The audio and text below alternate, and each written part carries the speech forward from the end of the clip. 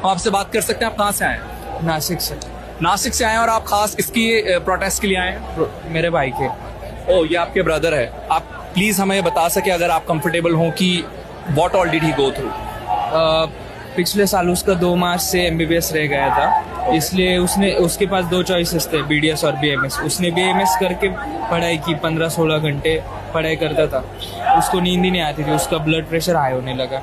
अभी पिछला नीट दिया था तो उसको 550 मार्क्स आ रहे थे। वो बहुत खुश था क्योंकि उसको एमबीबीएस की सीट मिलने वाली थी। लेकिन उसके बाद जैसे ही पेपर लीक हुआ तो वो बहुत स्ट्रेस में चला गया, उसको फ्रस्ट्रेशन होने लगा। वो घर से बाहर नहीं निकलता था। पिछले साल की बात कर रहे हैं? नहीं, इस साल की बात कर रहे हैं। री एग्जाम का। तो री एग्जाम के एक दिन पहले 20 जून को उसने कर लिया। और आप नासिक में रहते हैं? हाँ। तो आपके घर वालों की अब क्या दशा है उसके बाद? मेरे घर वाले बिल्कुल भी ठीक नहीं है, इसलिए मैं और एक महीना हो गया आज 20 जून को हमारे घर पे कोई नहीं आया, इसलिए प्रोटेस्ट करने का। आपके भाई का नाम यश। तो यश को आप किस तरह याद करते हैं आज 20 जुलाई को? अभी 1 महीना हो गया। 1 महीने से पहले वो हमारे साथ ही था। वो बीएमएस कर रहा था, उसका वो एप्रॉन पहनता था उसका, और इधर हाथ रख के बोलता था कि मुझे अभी थोड़े दिन में इधर एमबीबीएस आ जाएगा।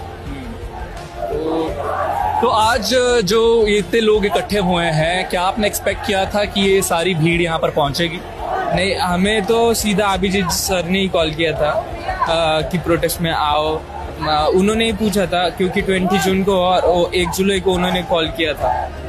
तो बाकी तो किसी पॉलिटिशियन ने हमारे घर तक कोई नहीं आया। राइट। देखिए, आप एक ऐसे व्यक्ति है जिनको डायरेक्ट लॉस हुआ है, राइट, और एक ऐसा लॉस है जो कभी भी जिससे आप रिकवर नहीं हो सकते। तो आप ऐसे लोगों को क्या कहेंगे जो फिलहाल घर में बैठे हैं, अपने कंफर्ट में बैठे हैं, और उन्हें लगता है कि उन्हें शायद कोई असर नहीं पड़ेगा, और इस व्यवस्था से, इस जो भी कंडीशंस है इस वक्त, उससे उनको कोई प्रॉब्लम नहीं होगी?